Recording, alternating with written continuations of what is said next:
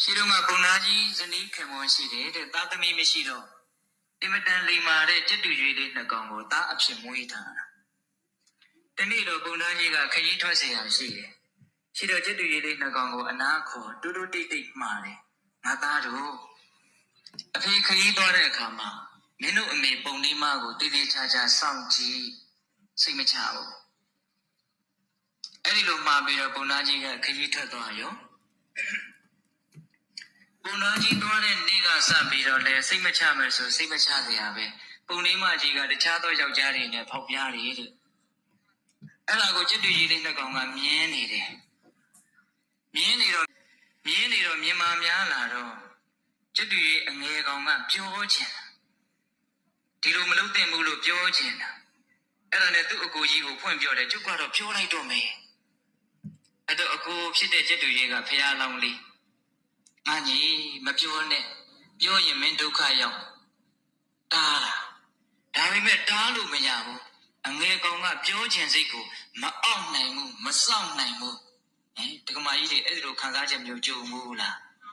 ပြောချင်တာကိုမအောင်နိုင်ဘူးမစောင့်နိုင်ဘူးတခါတလေကိုယ်စကားနားထောင်မဲ့လူမရှိလို့မျောပြီးတော့နေတာပြောချင်လွန်းလို့တက္ကမကြီးတွေမှန်ပါဗျာအခုလည်းပဲအဲ့ဒီကောင်မစောင့်နိုင်ဘူးမအောင်နိုင်ဘူးအဲ့ဒါအကိုတားတာကိုနားမထောင်မဲနဲ့ပုံလေးမကြီးတွေသွားခင်ဗျားဒီလိုလုပ်တာတော်လားဗျာ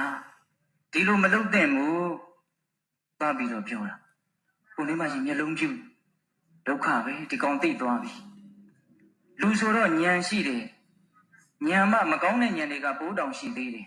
အဲ့ဒါနဲ့ငါသားကအမေကိုဆုံးမပေါ်ရပါပြီလေတဲလိမ်မာတာပဲလာပါဦးအမေနားလာပါဦးချော့ခေါ်တာအနားလေရောက်ပြီဆိုတော့ဖြတ်ခနဲ့ဆွဲပြီးတော့လေဘင်းကိုလိန်ချိုးလိုက်တယ်ဘုတ်ကိုအင်းမနေနိုင်တဲ့အကောင်ဟုတ်လားအဲ့ဒီလိုလေဘင်းကိုလိန်ချိုးပြီးတော့မိကြီးခဲတွေရှိတဲ့ပြာပုံထဲကိုထိုးသိပ်လိုက်တယ်အဲ့ဒါကိုအစအဆုံးဟိုတန်းပေါ်မှာလမ်းလျှောက်နေတဲ့အကိုကမြင်တယ်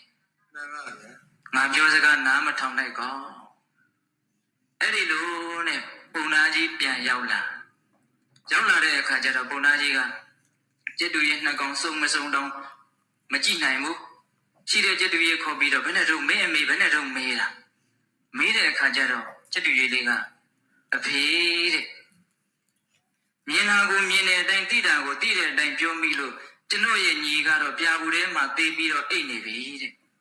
မှန်ပါဗျာဟုတ်လားမှန်ပါဗျာအဲ့ဒီတော့အဖေလည်းမှတ်ထားမြင်တာကိုမြင်တဲ့အတိုင်းသိတာကိုသိတဲ့အတိုင်းကြားတာကိုကြားတဲ့အတိုင်းတွေ့တာကိုတွေ့တဲ့အတိုင်းမစင်စားမစင်ញင်မဲနဲ့မစူးစမ်းမဲနဲ့ပြောတဲ့လူဟာကျွန်တော်ရဲ့ညီလေးသိတယ်လို့သိရလိမ့်မယ်တဲ့မှန်ပါအဲ့ဒါလို့ပြောပြီးတော့ဟိမွန်တာကိုပြန်သွားတာပြန်မလာတော့ဘူးတဲ့မှန်ပါတချို့ရှိတယ်နော်တို့ကတော့သိတဲ့အတိုင်းပြောရမှာပဲမြင်တဲ့အတိုင်းပြောရမှာပဲတို့ကတော့မှန်ပဲဘွန်းပဲရှင်းပဲဆိုတဲ့လူတွေသတိထားတယ်မကောင်းဘူးလားကောင်းပါကောင်းတယ်ဒါကြောင့်ပုဂ္ဂိုလ်ကိုကြည့်ပြောဣတိဘာကိုကြည့်ပြောရမယ်ပုဂ္ဂိုလ်ကိုကြည့်ပြောပါဗျာပုဂ္ဂိုလ်ကိုကြည့်ပြောစကားကမှန်မိမယ်လို့စကားကကောင်းမိမယ်လို့တစ်ဖက်လူကခံနိုင်ရရှိအောင်မနားလေနိုင်အောင်မတနည်းအားဖြင့်ပြောရရင်အဆင့်ရှိအောင်မဦးဇင်းတို့ဒုက္ခတာသုတ်တံဆိုပြီးမြတ်စွာဘုရားဟောထားတာရှိတယ်ဗျ